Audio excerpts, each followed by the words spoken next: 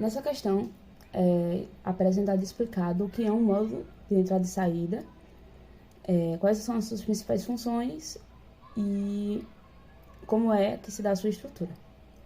Então, o módulo de entrada e saída é um dos elementos mais importantes dentro de um sistema de computador, porque é através dele que é feita a comunicação entre memória e processador, né, com os dispositivos periféricos.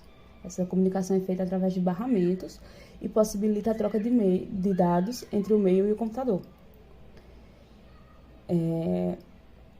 O módulo de entrada e saída ele decodifica, né, os comandos e obtém os dados e faz toda essa transmissão de dados entre os periféricos e o processador e a memória.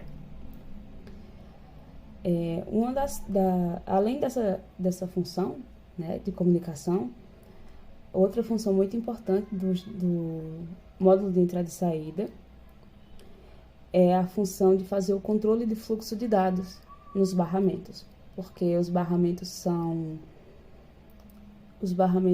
são compartilhados, então é preciso que haja esse controle no fluxo de dados. Esse tipo de processo é chamado de arbitragem de barramento.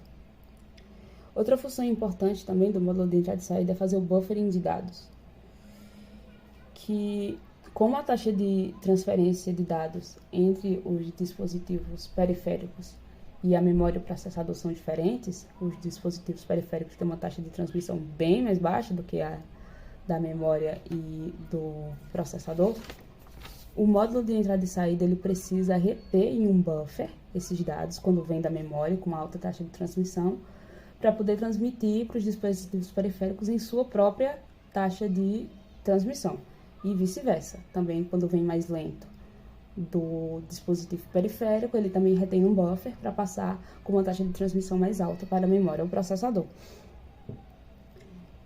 O módulo de entrada e saída ele também é responsável pela detecção de erros e por reportar para o processador quando ocorrem.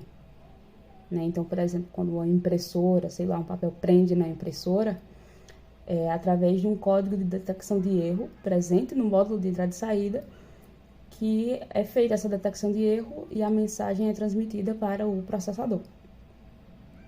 Então, a estrutura básica de um módulo de entrada e saída é a seguinte. O módulo ele é ligado no computador através de uma interface de barramentos que se conecta com registradores de dados e registradores de estado e de controle. A lógica de programação dentro do módulo interage diretamente com o processador, também por meio de barramentos. E para completar o módulo de entrada e saída também possui uma lógica de interface de dispositivo externo.